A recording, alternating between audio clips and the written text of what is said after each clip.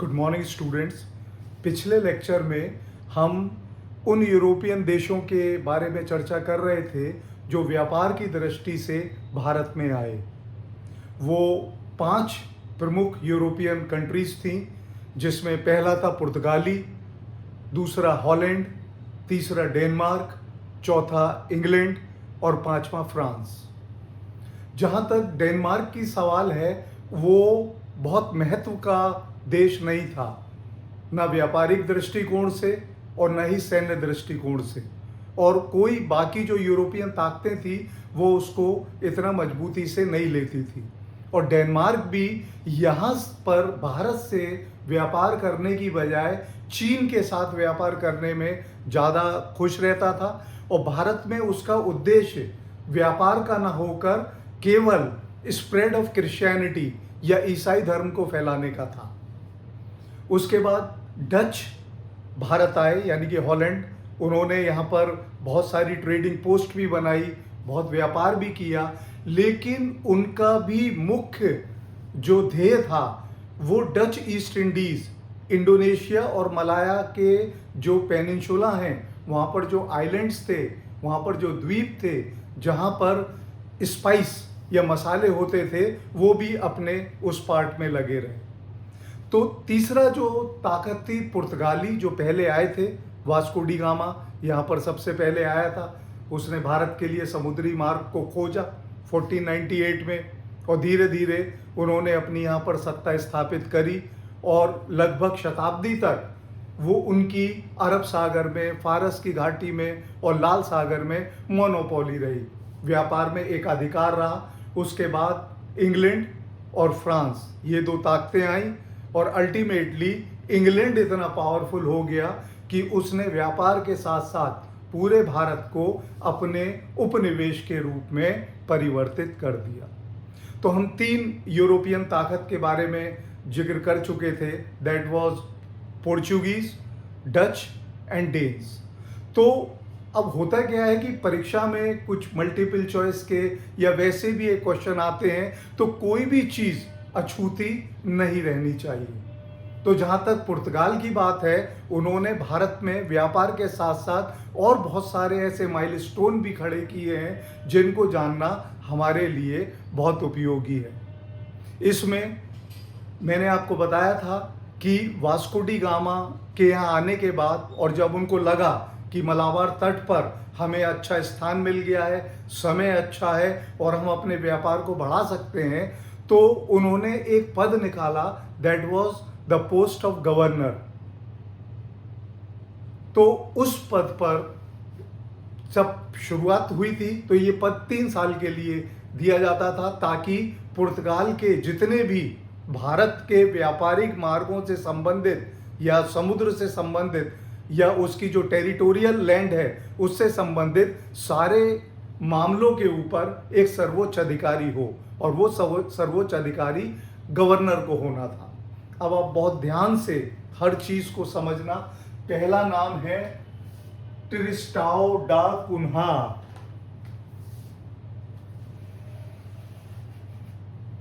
जब गवर्नर का पद बना तो सबसे पहले गवर्नर का अपॉइंटमेंट लेटर जो है वो ट्रिस्टाओ डा कुन्हा को दिया गया था, लेकिन कतिपय कारणों से वो भारत नहीं आ सका।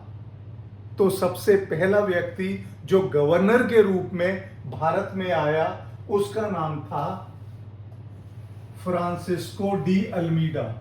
ये 1504 में भारत आया था, और 1509 तक भारत में ये पुर्तगाली गवर्नर के रूप में रहा था। तो ये पहला गवर्नर आप इसको मान सकते हैं। इस गवर्नर ने एक नई, इसको आप ये भी मान सकते हैं कि इसने भारत में पुर्तगालियों के साम्राज्य की नींव रखी थी। इसकी एक पॉलिसी थी जिसको बोला जाता है ब्लू वाटर पॉलिसी, नीले पानी की नीति।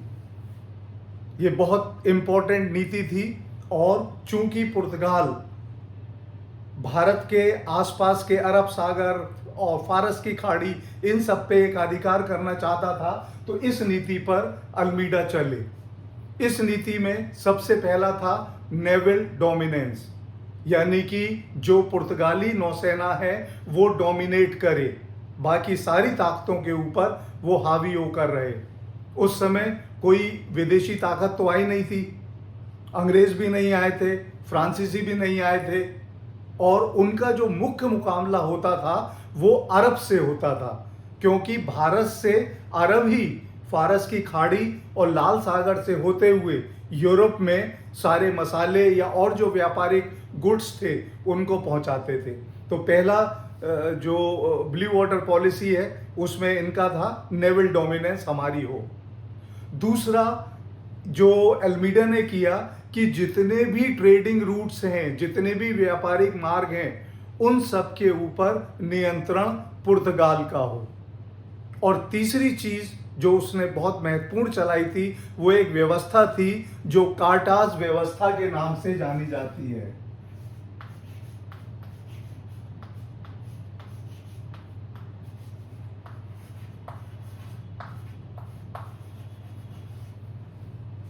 ये परमिट सिस्टम था, यानी कि पुर्तगालियों को छोड़कर बाकी किसी भी देश का कोई भी पानी का जहाज या पब्लिक या सिविलियन जहाज बिना परमिट के नहीं चल सकता था, बिना कार्टेस के नहीं चल सकता था। उसको एक परमिट लेना पड़ता था, तभी वो अपने माल को ले जा सकता था या अपने जहाज की सुरक्षा कर सकता था।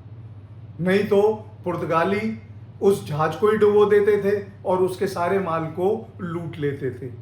कालांतर में मुगल्स को भी एक टाइम में परमिट लेना पड़ता था, क्योंकि जो पानी का पूरा वो था वाटर, वो उस पे पूरा पुर्तगालियों का अधिकार था।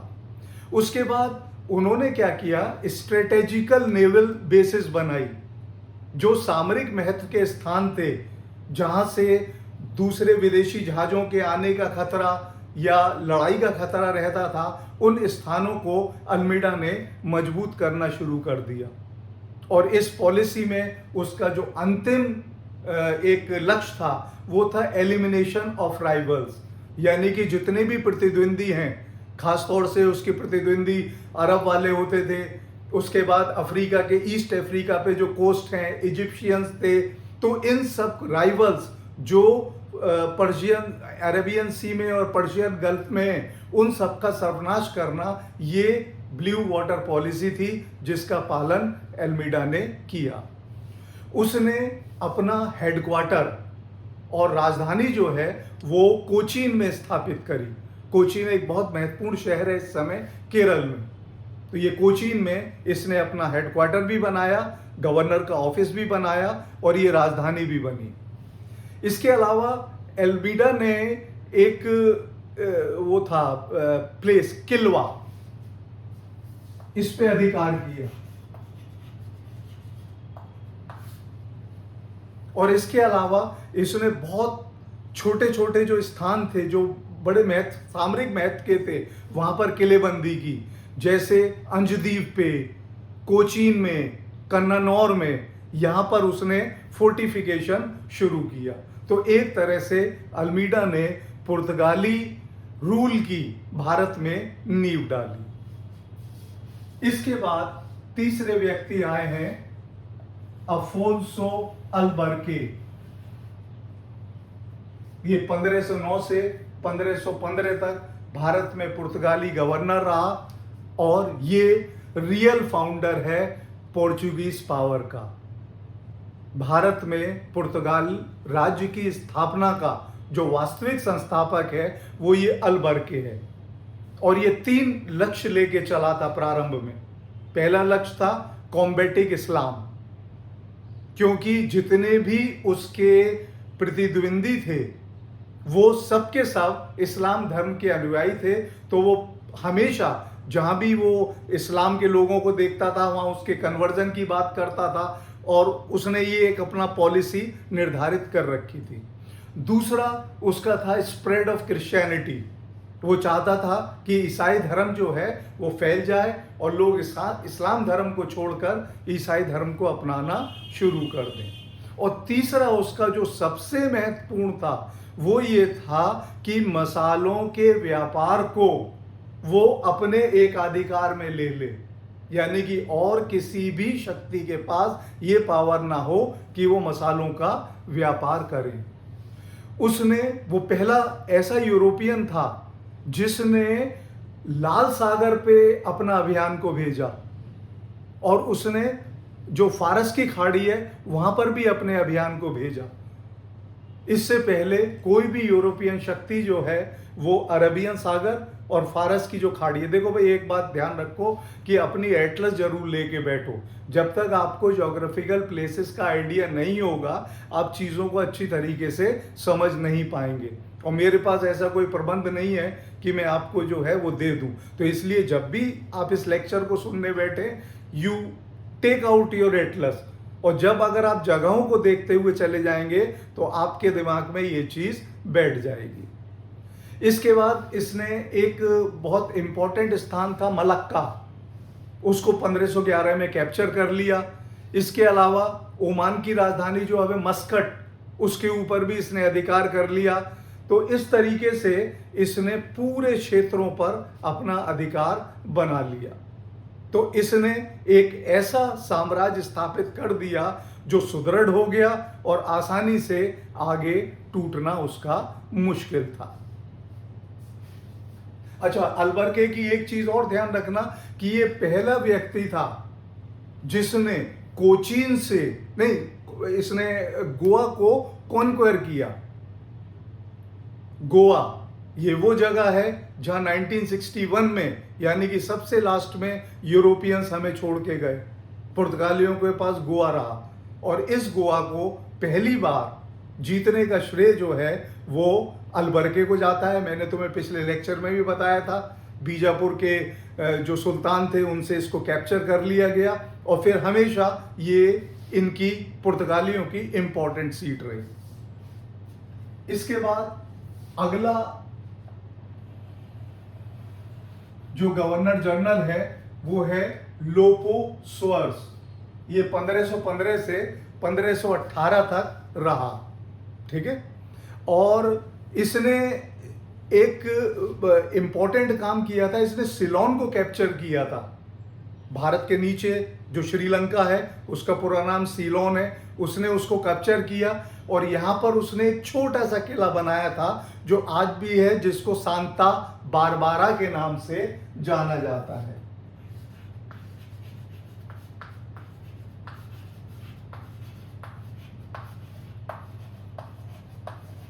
ये बहुत छोटी छोटी चीजें और परीक्षा में ये कभी भी पूछ ली जाती है, तो आपको ये इसके लिए पूरी तैयारी रखनी पड़ेगी। इसके अलावा इसने एक क्षेत्र को और जीता था एंड दैट वाज कुल्लम।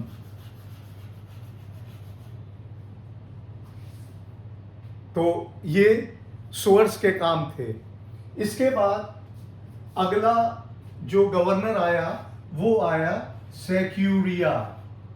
ये 1518 से लेकर 1522 तक भारत में पुर्तगाल के गवर्नर के रूप में रहा, और ये पहला ऐसा व्यक्ति है जिसने डिप्लोमेटिक रिलेशंस बाहर की ताकतों से बनाने शुरू कर दिए।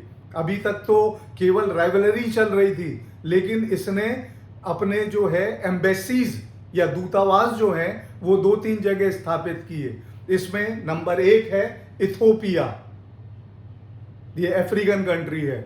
इसके बाद दूसरा नाम है पेगू,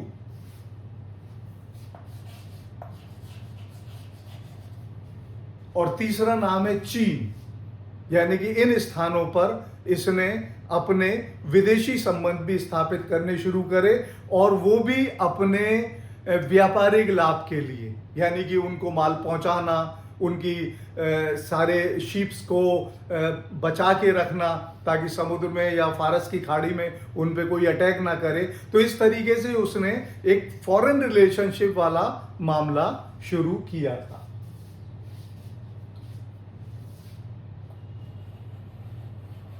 इसके बाद आया मेनिजिस।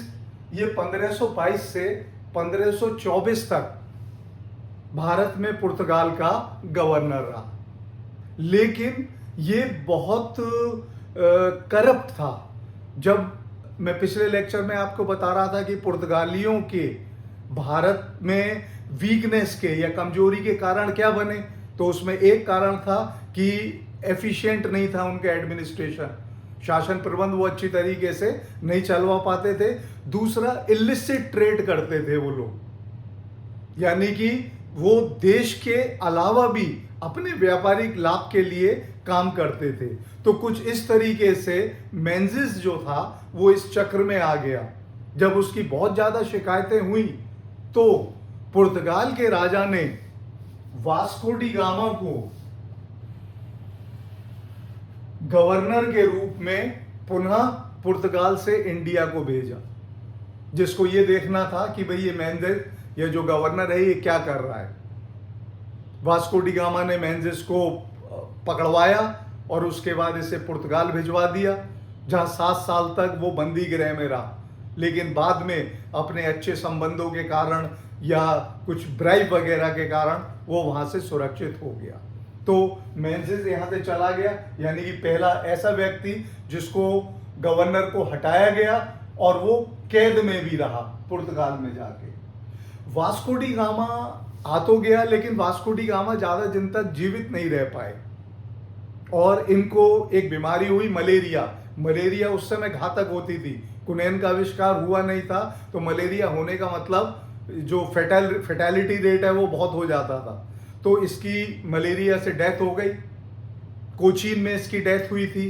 पहले इसका वहीं पर ही अंतिम संस्कार किया गया, लेकिन बाद में जो इसके अस्थि कलश हैं उन्हें निकाल कर पुर्तगाल भेज दिया गया। इसके बाद अचानक चूंकि वास्को डी गामा की डेथ हुई थी, तो कोई ऐसा वो नहीं आ पा रहा था गवर्नर। तो कुछ समय के लिए, 1 वर्ष के लिए, हेनरिक मेनेसिस ने इस पद को संभाला और उसने कोई बहुत ऐसा बड़ा काम नहीं किया। इसके बाद जो गवर्नर जनरल आया उसका नाम है सैम्पियो। ये 1526 से 1529 तक पुर्तगाली गवर्नर रहा भारत में, और इसका जो सबसे बड़ा अचीवमेंट है वो गुजरात के सुल्तान से महिम के किले को जीतना था। जो बड़ा महत्वपूर्ण किला था वो इसने ऑक्युपाई कर लिया था, यानी कि पुर्तगालियों के पास अब महिम का किला भी आ गया था।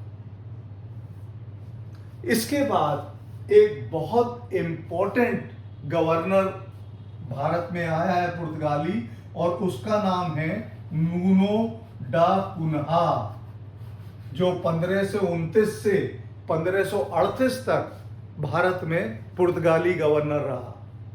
और आपने पहले देखा होगा एक ट्रिस्टियाओ डा कुन्हा, यानी कि जो पहला गवर्नर का जिसको लेटर मिला था लेकिन उसने ज्वाइन नहीं किया था, वो किसी कारण भारत नहीं आया था, और अल्मीडा पहले गवर्नर के रूप में आए थे। तो उस ट्रिस्टाओ डा कुन्हा का पुत्र था नूनो डा कुन्हा, ये उसका पुत्र था। इसने बहुत इंपॉर्टेंट काम जो है वो किए, भारत में बहुत इंपॉर्टेंट चीजें जो हैं इसने स्थापित की। इसने सबसे पहला काम जो किया कि वो गुजरात का जो शासक था बहादुर शाह, उससे बेसिन को अपने अधिकार में लिया। ये बेसिन बहुत इंपॉर्टेंट और स्ट्रेटेजिक महत्व की जगह थी। वर्तमान में इसे वसाई के नाम से भी जाना जाता है। और वहां पर इसने बसाल्ट एक पत्थर होता है,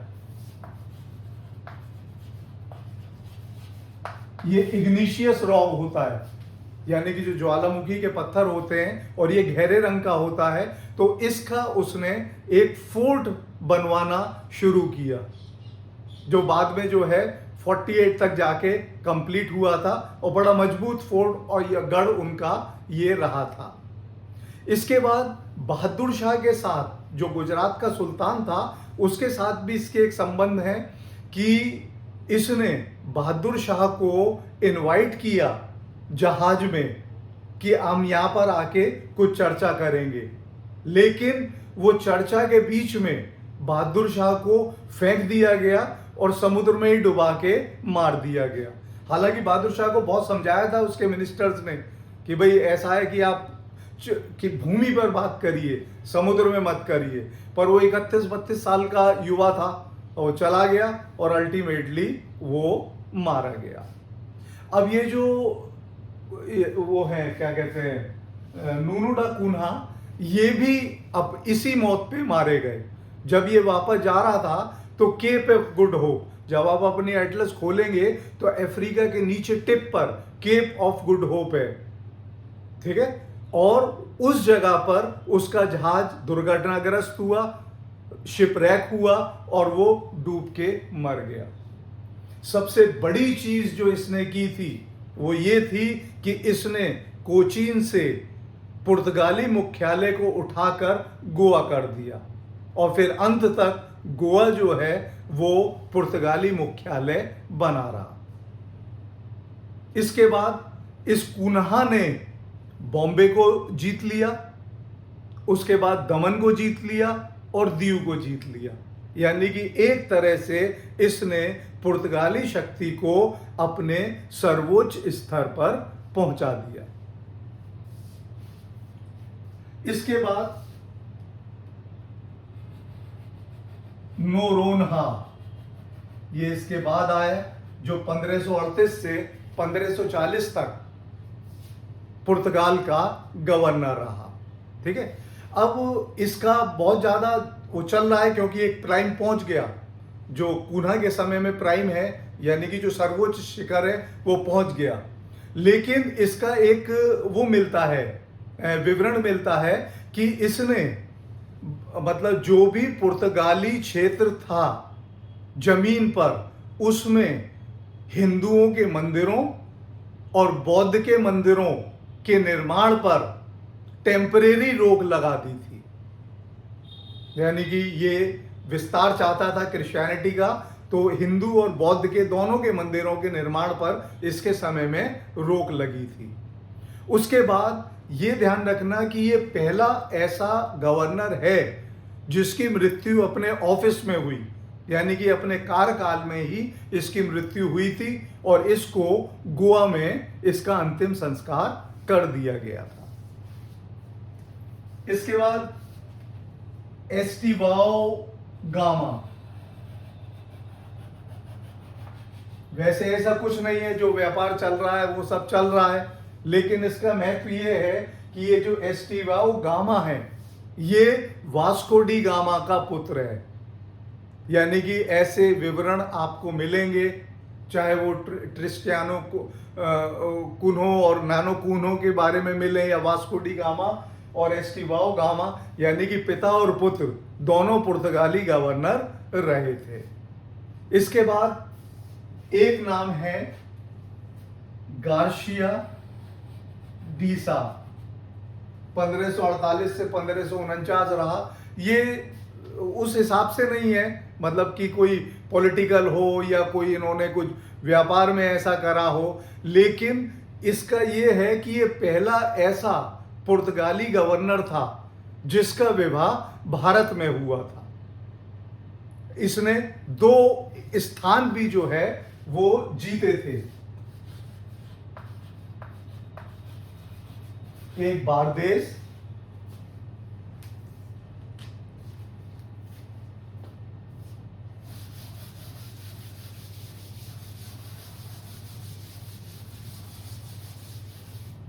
और एक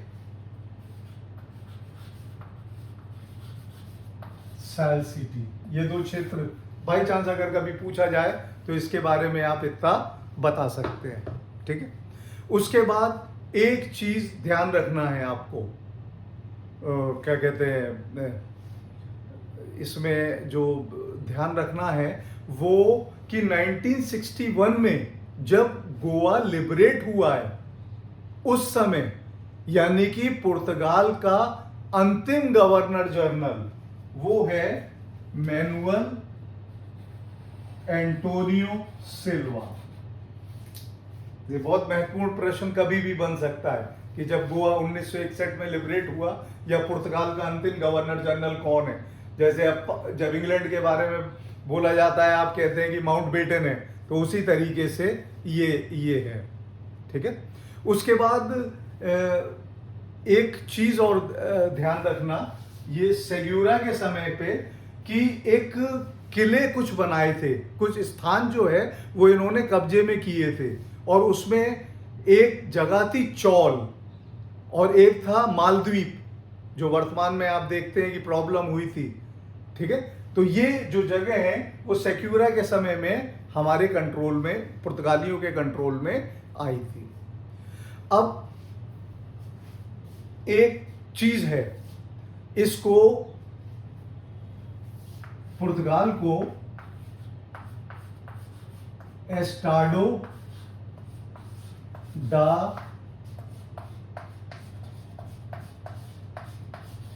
इंडिया बोला गया है। एस्टाडो डा India, a piratical and parasitic state, यानी कि समुद्री डाकू और परिजीवी राज्य था। तो इसको क्यों बोला जाता है एस्टाडो डा इंडिया? सबसे पहला तो ये है कि ये पूरी तरीके से विदेशी व्यापार पर एकाधिकार करना चाहते थे। दूसरा जो सबसे बड़ा चीज है कि ये ऐसे लोगों पर जो अनआर्म्ड थे, यानी कि ऐसे जहाज जिनके ऊपर कोई हथियार नहीं होते थे, मिलिट्री नहीं होती थी, और वो व्यापारिक जहाज होते थे, उनको रूथलेसली कैप्चर करते थे और कई कई बार उन्हें डुबा देते थे। और तीसरे सबसे बड़ी चीज ये है कि पुर्तगाली ये मानते थे कि समुद्री डकैती से और दूसरे जहाजों को तोड़फोड़ करने में ज्यादा फायदा है बनिस्पत व्यापार करने से। तो उनकी जो इस तरीके की नीतियां या उनके जो विचार थे, इस नाते इनको एस्टाडो डा इंडिया इनको बोला गया है। अच्छा, एक बहुत इंपॉर्टेंट युद्ध भी इन लोगों ने लड़ा था, जो चौल का युद्ध कहलाया था। तो चौल का युद्ध जो है वो 1508 में हुआ था, और एक तरफ इजिप्शियंस थे और गुजरात की आर्मी थी, और दूसरी तरफ पुर्तगाली थे, और इस युद्ध में पुर्तगाली की हार हुई थी। यानी कि समुद्र में पुर्तगाली नौसेना की पहली हार जो है वो चौल का युद्ध है, और इसका परिणाम ये निकला कि उस क्षेत्र में उनका जो विस्तार की जो नीति थी वो रुक गई, और उसके बाद कालांतर में जैसे जैसे ये पिछड़ने लगे, ये चीज वापस आती चली गई। उसके बाद पुर्तगालियों के, क्योंकि उस समय तक पुर्तगाली जब आए 1498 में, तब सिकंदर लोदी शासन कर रहा है, लेकिन 1526 से बाबर आ गया। बाबर से और 1556 तक ऐसा कुछ नहीं था मुगलों का कि वो इस तरफ बहुत विस्तार करें, लेकिन अकबर के समय में विस्तार होने लगा। अकबर ने जब गुजरात को कॉन्क्वर किया तो वो सीधा जो है समुद्र के जितना भी एरिया पुर्तगालों के पास है उनके संपर्क में आ गया। इस तरफ उसने दक्षिण में ये जो राज्य थे छोटे छोटे, बीजापुर, गोलकुंडा, इन सब के ऊपर जब अधिकार करना शुरू कर दिया तो ये साउथ में इनसे करीब आ गया। तो मुगल और पुर्तगालियों के बीच में संबंध रहे। शुरू में ये बाइलेटरल संबंध रहे, क्योंकि मुगल इतने शक्तिशाली थे कि अगर वो चाहते तो जितने भी क्षेत्र में पुर्तगाली के वो हैं व्यापारी केंद्र, उनको तमाम को नष्ट कर सकते थे। तो इसलिए ये चलता रहा। लेकिन हुगली में शाहजहां ने एक बार पुर्तगालियों पे बहुत तगड़ा आक्रमण किया, दसियों हजार लोगों को कैप्चर करा, मार दिया गया, उनका सारा जो वहां पर ट्रेडिंग आउटपोस्ट है उसको नष्ट कर दिया गया। तो पुर्तगालियों की शक्ति कम हुई, लेकिन इसका फायदा मुगलों की बजाय अंग्रेजों को अधिक हुआ कि बिना मांगे ही उनकी जो पावर है वो धीरे धीरे बढ़ने लगी। और उसके बाद जब मुगलों ने चिटगांव, जो वर्तमान में बांग्लादेश में आता है, उसको सीज कर लिया, तो उसके बाद पुर्तगालियों की स्थिति भारत में ढीली पड़ने लगी, और अल्टीमेटली वो एक छोटे से क्षेत्र में, गोवा के क्षेत्र में सिमट कर रह गए, और उनकी व्यापारिक मोनोपोली तो गई, वो व्यापार के क्षेत्र में और यूरोपियन ताकतों जैसे ब्रिटेन के अधीन आ गए। तो ये मेरे ख्याल से पुर्तगाल के बारे में, और ये जो गवर्नर जनरल्स हैं, इतना अगर आप करके रखोगे तो मैं नहीं समझता कि कोई भी प्रश्न आपके परीक्षा से बाहर को जा सकता है। इसके बाद अब दो ताकतें बचती हैं, एक इंग्लैंड और दूसरी फ्रांस। अब इसमें जब हम इंग्लैंड को लेंगे, मैंने आपको इतना बताया था कि 1600 में इंग्लैंड ने ईस्ट इंडिया कंपनी की स्थापना करी, और मैंने इनको नहीं लिया। चाहे 1498 में ये आ गए, चाहे लिस्टोटन की वजह से हॉलैंड यहां पर आ गया, डेन्स यहां पर आ गए, बाद में फ्रेंच यहां पर आ गए, लेकिन जिस ताकत के ईस्ट इंडिया कंपनी बनने से भारत के भविष्य पर प्रभाव पड़ा, यानी कि भारत जो है वो उनके उपनिवेश या कॉलोनी के रूप में परिवर्तित हुआ, या हमारे मॉडर्न हिस्ट्री का जो एक अध्याय नया शुरू हुआ, वो अंग्रेजों का भारत में आगमन था। तो आज मैं कुछ बहुत इंपॉर्टेंट लोगों के बारे में, शुरू के बारे में आपको बताऊंगा, जो बहुत इंपॉर्टेंट भी हैं, परीक्षाओं में पूछे भी जाते हैं, कभी कभी इनका क्रोनोलॉजिकल ऑर्डर भी पूछ लिया जाता है। तो इन सब के लिए आपको तैयार रहने की आवश्यकता है। इसमें सबसे पहला नाम है राल्फ फिच।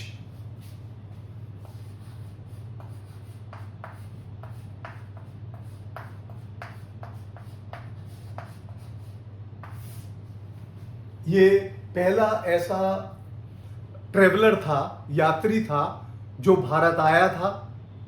भारत के बहुत सारे शहरों में घूमा। ये आगरा आया, इलाहाबाद आया, ये बनारस आया, पटना गया, ये कूच बिहार गया, हुगली गया, चिटगांव गया, यानी कि भारत में बहुत सारे स्थानों पर राल्फ फिच आया। तो ये अकेला नहीं आया था, इसके साथ 4 लोग और थे। एक 2 व्यापारी थे, जिनमें एक का नाम था जॉन न्यूबरी और दूसरे का नाम था जॉन एल्ड्रन। ये दोनों व्यापारी थे।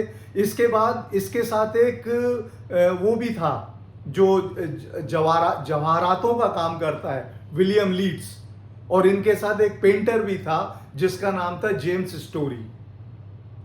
तो मैं बता रहा हूं कि शुरू में पुर्तगाली जो है वो इंग्लिश लोगों को पसंद ही नहीं करते थे, और यही एक कारण है कि स्पाई का या जासूसी का आरोप लगाकर राल्फ फिच को बंदी बना दिया गया था, इन 5 को। बाद में ये जब अच्छा, इससे 5 नहीं बने, क्योंकि जो वो था एक व्यापारी, वो तो बसरा में ही रुक गया, उसने कहा मैं व्यापार करूंगा। ये चारों आगे बढ़े, तो उसके बाद इन 4 को गिरफ्तार कर लिया। तो वहां पर जीजट वो थे, प्रीस्ट। जीजट, एक ध्यान रखना कि यूरोप में क्रिश्चियनिटी को लेकर एक चीज डेवलप हुई थी। जब ईसाई धर्म आया तो कैथोलिक्स हैं, लेकिन धीरे धीरे ये जो कैथोलिक हैं, इस मत में गड़बड़ होने लगी, इसमें भ्रष्टता आने लगी। तो कुछ लोगों ने इसका विरोध करना शुरू किया, जिसको बोला जाता है रिफॉर्मेशन। मार्टिन लूथर इसमें प्रमुख था, ठीक है। तो जिन लोगों ने प्रोटेस्ट किया तो वो प्रोटेस्टेंट्स कहलाने लगे और कैथोलिक्स अलग हो गए। बाद में जब कैथोलिक्स ने ये देखा कि भाई प्रोटेस्टेंट्स की संख्या बढ़ती जा रही है और हम क्या करें, तो उन्होंने अपने जो धर्म में कुरीतियां आ गई थी उनको समाप्त करने का प्रयास किया, जिसको बोला जाता है काउंटर रिफॉर्मेशन। और वो जो जीजट मिशन था या जीजट्स थे, वो जाते रहे। जैसे पुर्तगालियों से क्रिश्चियनिटी आई तो मिशंस शुरू हो गए। मैंने आपको पिछले लेक्चर में फादर जेवियर के बारे में बताया था। तो ऐसे ही 2 जीजट पादरी थे जिन्होंने पैसे देके या कुछ वो करके इन 4 को छुड़ाया। तो 4 को छुड़ाने के बाद जो जेम्स स्टोरी पेंटर था, उसने कहा यार ये प्रोफेशन बड़ा अच्छा है, ये तो बहुत ताकत हो जाती है, तो वो पादरियों के साथ चला गया। उसके बाद जो व्यापारी था उसने अपना व्यापार किया, वो राल्फ फिच से अलग हो गया, और वो व्यापारी गया, बहुत पैसा कमा के जब जा रहा था तो पंजाब या उसके आसपास के क्षेत्र में उसे लूट लिया गया और उसकी हत्या कर दी गई। जो विलियम लीड्स जो वो जेवरात का काम करता था, उसको अकबर ने अच्छे पारिश्रमिक से नौकरी पर लगा लिया। राल्फ फिच का जो काम हॉलैंड के लिए लेंस चोटन ने किया, वही काम इंग्लैंड के लिए इस राल्फ फिच ने किया। उसने यहाँ के सारे संस्मरण लिखे, जैसे वो आगरा के बारे में बताता है कि आगरा के किले से लेकर फतेहपुर सीकरी तक दोनों तरफ बाजार था। मतलब जो जो भी वो देखता रहा वो उसको लिखता रहा। उसके बाद उसने वहाँ का भी बताया कि जब वो इलाहाबाद गया तो जो इलाहाबाद का फोर्ट है जो अकबर ने निर्मित किया है कि वो पूर्ण होने की प्रक्रिया में था। तो उसने बड़ा कुछ कलेक्ट किया और वो इंग्लैंड गया। ईस्ट इंडिया कंपनी के ऑफिसर्स ने उसके उन अनुभवों को बहुत इम्पोर्टेंट माना और वो कंसल्टेंट के रूप में ईस्ट इंडिया कंपनी में काम करता रहा। तो पहला इंग्लिश यात्री जो भारत में आया था दैट वाज राल्फ फिच। उसके बाद एक दूसरा नाम है जॉन मिल्डन हॉल।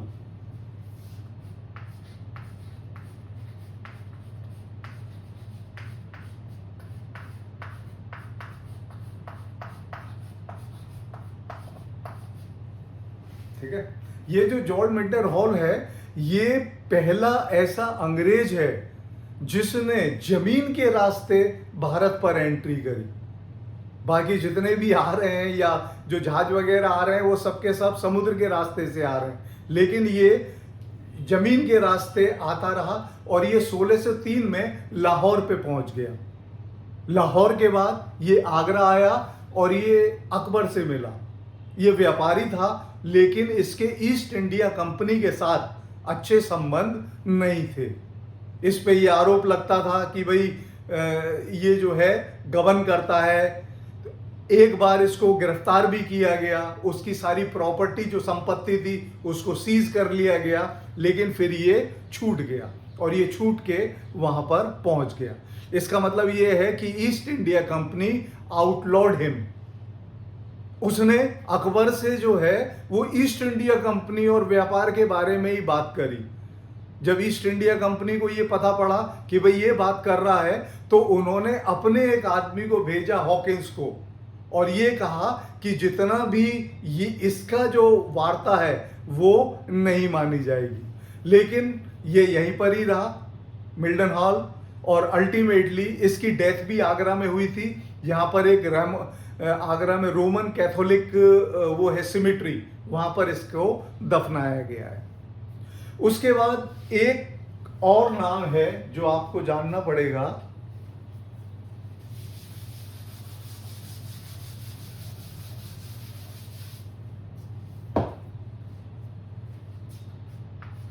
जेम्स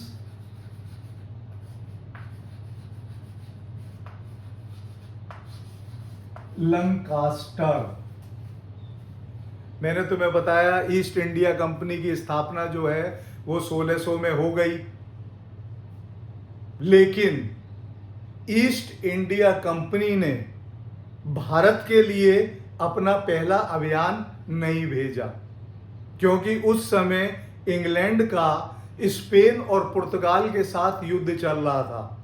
तो जो उसने पहले 2 अभियान भेजे हैं ईस्ट इंडिया कंपनी ने, वो भारत के लिए नहीं बल्कि डच ईस्ट इंडीज यानी कि इंडोनेशिया और मलाया पेनिनसुला यहां पर उसने भेजे थे।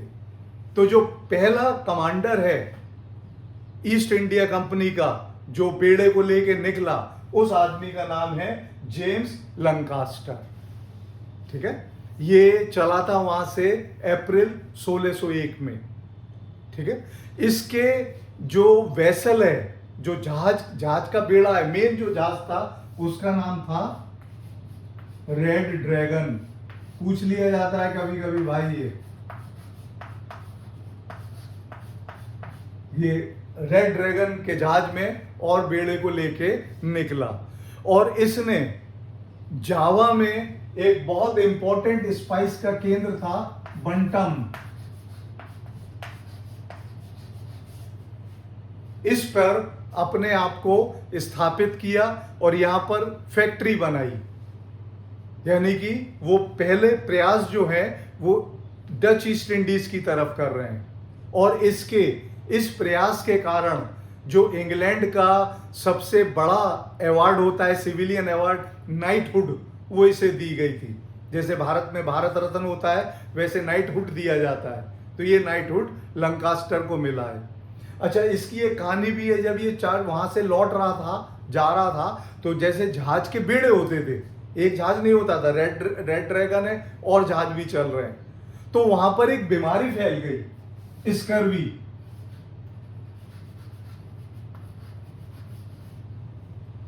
ठीक है, और वो बीमारी इतनी ज्यादा फैली थी जहाजों में कि लोगों को औरों की मदद से जहाज से बाहर निकाला गया, लेकिन लंकास्टर के जहाज में कोई भी दिक्कत नहीं आई। उसका सब जो सेलर्स जो हैं वो सुरक्षित थे। ठीक है, उसने क्या किया कि सबको, ये रिकॉर्डेड है, उसने सबको जो है सुबह सुबह नींबू पानी देता था वो। और ये स्कर्वी जो है वो विटामिन सी की डिजीज से होती है, तो उसके जहाज वालों पे किसी पे भी ये आपत्ति नहीं आई थी। ठीक है, चलो, इसके बाद लंकास्टर हो गया। इसका वैसे सीधा इंडिया से कोई लेना देना नहीं है। इंडिया में पहले राल्फ फिच आया, उसके बाद जॉन मिल्टन हॉल आया, और उसके बाद फिर जो व्यक्ति यहां पर आया उसका नाम था विलियम हॉकिंस। ठीक है, ये विलियम हॉकिंस जिस बेड़े में आया और उसका जो जहाज था उसका नाम है हेक्टर।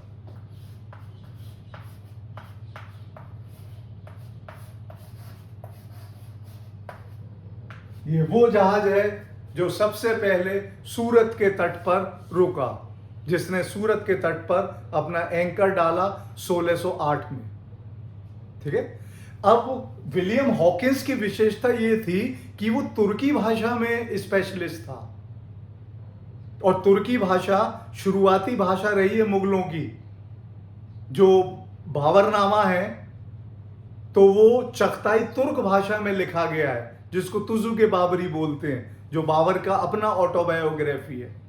ठीक है, तो जो मुगल रूलर्स थे वो टर्किश भाषा में खूब पारंगत थे, और विलियम हॉकिंस भी टर्किश भाषा में बहुत पारंगत था। तो 1608 में फिर वो सूरत से आगरा की तरफ चला ताकि वो जहांगीर से बात करे और अपना जो एक ट्रेडिंग पोस्ट है वो सूरत में खुल जाए। और विलियम हॉकिंस जो है वो भारत में 2 साल रहा, बहुत अच्छी तरीके से रहा। लेकिन जब निगोशिएशन होता था तो जहांगीर की 2 बहुत इंपॉर्टेंट शर्तें थी। पहली शर्त थी हैंडसम मेंटेनेंस फी, यानी कि रख रखाव के लिए अच्छी फी जो है वो देनी होगी। और दूसरे उसकी शर्त ये थी कि इंग्लिश को पुर्तगाली जो षड्यंत्र कर रहे हैं या जो साजिशें कर रहे हैं उनको रोकना होगा। अब चूंकि इतना इंग्लिश पावरफुल थे नहीं, ना पुर्तगालियों से मतलब अभी उनका कोई ऐसा सामना नहीं हुआ था, कोई जानकारी नहीं थी, तो 2 साल तक ये नेगोशिएशन चलती रही, लेकिन परिणाम कुछ बहुत अच्छा नहीं आया। अच्छा, ये जो जहांगीर है उसकी विलियम हॉकिंस से बहुत दोस्ती थी, और वो इसको इंग्लिश खान के नाम से बुलाता था, विलियम हॉकिंस को। और इसके अलावा उसने, उसके यहाँ जो एक स्लेव थी, अमेरिकन क्रिश्चियन लेडी थी मरियम खान, उससे उसका विवाह भी करा दिया था।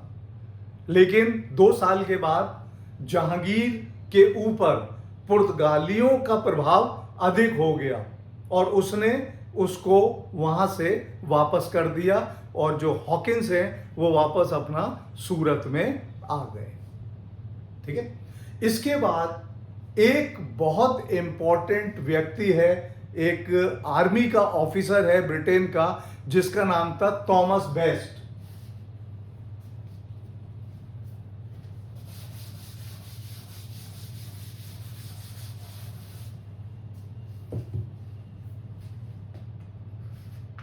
कैप्टन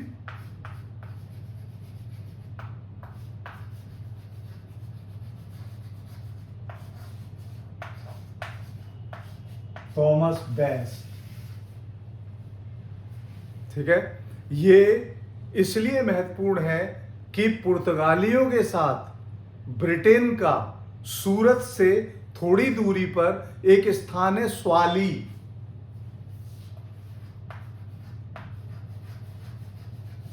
इसको स्वाली भी बोलते हैं। तो स्वाली नामक स्थान पर पुर्तगालियों और इंग्लैंड के बीच में एक युद्ध हुआ, 1612 में हुआ था, जिसमें थॉमस बेस्ट ने पुर्तगाली सेना को पराजित कर दिया। अब वहां से यह सूचना मुगल शासक जहांगीर तक भी आई और उसने कि अब ये पाया कि अंग्रेज जो हैं वो पुर्तगालियों के साथ कॉम्बैट कर सकते हैं और उनसे आगे भी निकल सकते हैं, उनका रोक सकते हैं, क्योंकि वो तो दोनों तरफ से जो भी यूरोपियन पावर उनके लिए तो दोनों थी। तो उसके हिसाब से परमिशन दे दी गई सूरत में फैक्ट्री स्थापित करने की, जिसके आधार पर 1613 में एक फैक्ट्री सूरत में स्थापित हुई। बहुत इंपॉर्टेंट ट्रेडिंग पॉइंट है और वो ऐसा स्थान है, यानी कि जो सूरत से प्रारंभ हुआ वो आप ये कह सकते हैं कि आगे तक फैलता चला गया। पूरे भारत पे अधिकार करने का जो क्रम है वो सूरत पर आउटपोस्ट स्थापित होने से प्रारंभ हुआ। और ये जो लड़ाई है इसको भी आप ये मान सकते हैं कि ये आपकी रूट है मॉडर्न इंडियन नेवी की, क्योंकि ब्रिटिशर्स ने यहां पर रूल किया, उन्होंने अपनी नेवी को मजबूत किया और वही नाविक शक्ति कालांतर में जो है 1947 के बाद भारत उसको मजबूत करता चला गया। तो उसकी जो नींव पड़ी थी वो इस स्वाली के युद्ध में पड़ी थी। और इसका एक लाभ और हुआ कि अंग्रेजों को ये महसूस होने लगा कि वो पुर्तगालियों को कहीं ना कहीं से पीछे, यूरोप में तो वो पीछे छोड़ ही देते थे, तो समुद्र में इंग्लिश की शक्ति जो है वो बराबर हो गई और इसका जो श्रेय जाता है वो थॉमस बेस्ट को जाता है। जैसे एक और युद्ध हुआ था नेपोलियन के खिलाफ, बैटल ऑफ ट्रैफलगार, जिसमें एडमिरल लैंसन ने मरते हुए भी नेपोलियन की सेना को हरा दिया था, इससे उसका साम्राज्य पीछे चला गया। और स्वाली के युद्ध के बाद यही चीज हुई, पुर्तगाली जो है वो धीरे धीरे पीछे चले गए। इसके बाद एक और इंपॉर्टेंट व्यक्ति है जिसके बारे में क्वेश्चन भी पूछा जाता है और वो है थॉमस रो। ये डिप्लोमेट थे, ये एमपी भी थे और ये लीगली आए थे, मतलब रॉयल एनवॉय या जो शाही राजदूत है उसके रूप में ये शाहजहां के कोर्ट में आया था। और ये इस कोर्ट में 3 साल रहा था, 1615 से लेके 1618 तक, ठीक है। और इसके यहां पर रहने को ही हम मान सकते हैं कि अंग्रेज और मुगल इन दोनों के बीच में जो संबंधों की स्थापना हुई है वो इसी समय पर हुई है। और इसने जो है वो व्यापार के लिए 2 फरमान भी लिए थे। एक इसने जहांगीर से लिया था और दूसरा इसने खुर्रम से लिया था, जो बाद में शाहजहां के नाम से गद्दी पर बैठा है। इसने एक पुस्तक भी लिखी थी, दी एम्बेसी।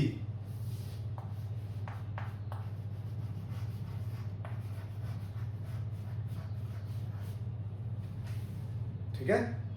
अब ये पूरा विवरण देता है, मतलब जहांगीर के बारे में पूरा बताता है ये। और वो ये कहता है कि जब ये वहां से आया, कोर्ट में आया, जहांगीर के कोर्ट में, तो ये एक चित्र लेके आया था और वो चित्र इंग्लैंड के सबसे अच्छे जो मिनिएचर पेंटर थे आइजक ओलिवर, उससे बनवाया था उसने।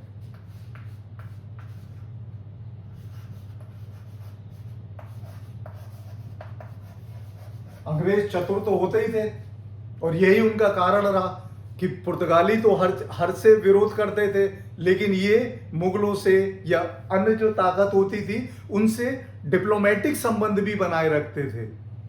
तो इनको मालूम था कि जहांगीर जो है वो बहुत बढ़िया पेंटर ही नहीं बल्कि पेंटरों को आश्रय भी देता है, तो ये बहुत बढ़िया पेंटिंग लेके आया और इसने दिन में जो है करीब 10-11 बजे वो जहांगीर को दी।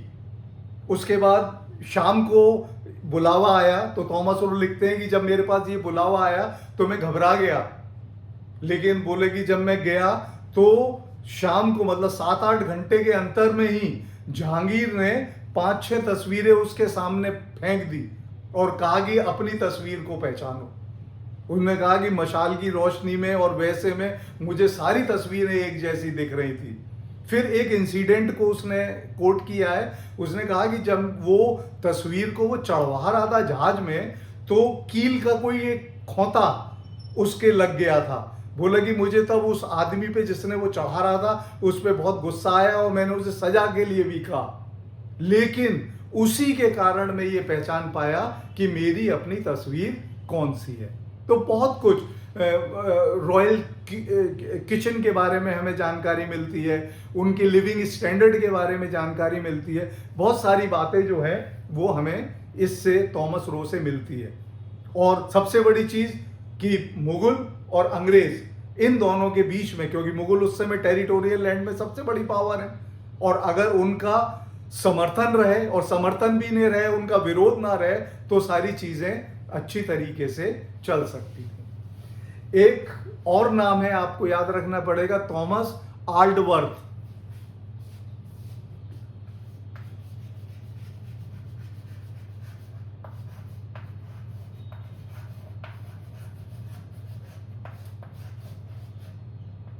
थॉमस आल्डवर्थ, देखो कैप्टन थॉमस बेस्ट ने वो तो कर लिया था, क्या कहते हैं, उसके लड़ाई स्वाली की लड़ाई जीत तो ली थी, लेकिन उसके बाद वो रुका नहीं, वो चला गया। तो सूरत में जो व्यक्ति जिसके नाम ये फरमान आए थे कि आप सूरत की फैक्ट्री आप एस्टेब्लिश करें, और जिसने पहली बार उसको कंट्रोल किया, उस व्यक्ति का नाम थॉमस आल्डवर्थ है। और ये फरमान जो है वो 1613 में ग्रांट किए गए थे। इसके अलावा उसने सूरत में तो करा, उसने सूरत के अलावा खंबात की खाड़ी में 3 और ऐसे स्थान थे जिनको फरमान के जरिए इंग्लिश ट्रेडिंग पोस्ट के रूप में स्थापित कर दिया, कि मतलब सूरत ही नहीं, बाकी का भी सारा जो आसपास जो क्षेत्र है, यानी कि जितना अंग्रेज या British English east India company आगे बढ़ेगी, उतनी ही पुर्तगालियों की जो शक्ति है वो क्षीण होगी। उसके बाद एक और शहर बहुत इंपॉर्टेंट है जिसको आपको अभी भी आप जानते हैं, बॉम्बे, जो हमारे देश की फाइनेंशियल कैपिटल है, और इसको क्या कहते हैं, अल्फा सिटी के नाम से भी जाना जाता है। तो वो गेराल्ड ऑगियर,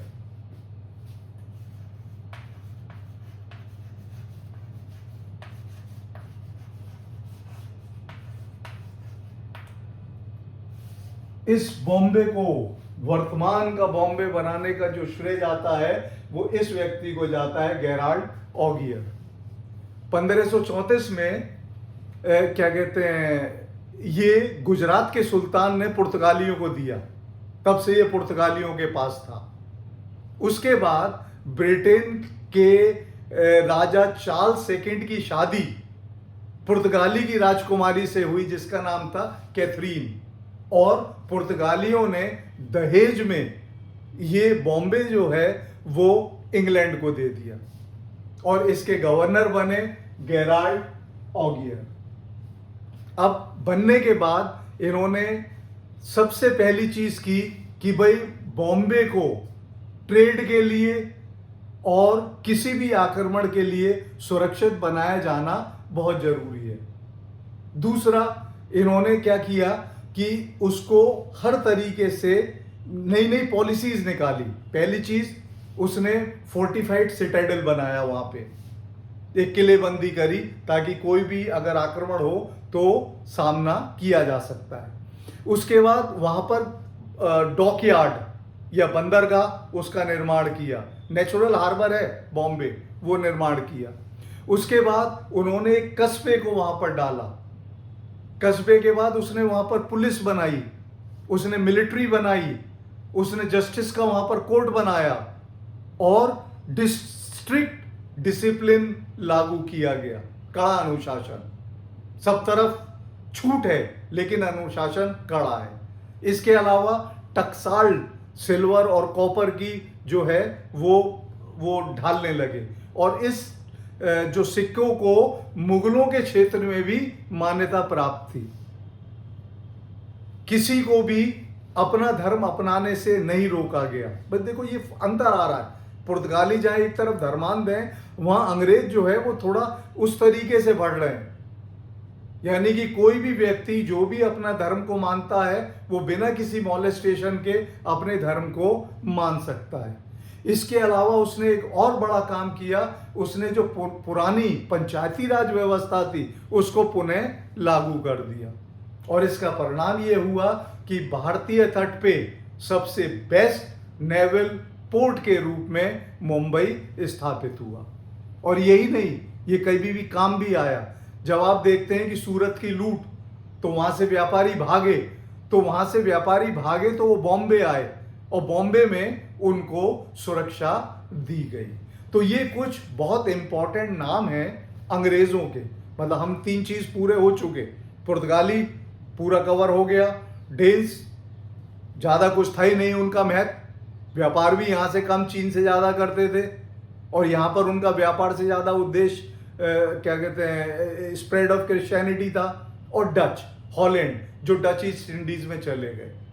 तो ये इंग्लैंड के कुछ लोगों के नाम आपको ध्यान रखने हैं इन ट्रैवलर्स के, इन पे क्वेश्चंस भी आते हैं। और उसके बाद नेक्स्ट लेक्चर में हम लोग इंग्लैंड को किस तरीके से स्थापित करते हुए वो प्लासी के युद्ध तक आया या आगे बढ़ा उपनिवेश की दिशा में, इसको डिस्कस करेंगे।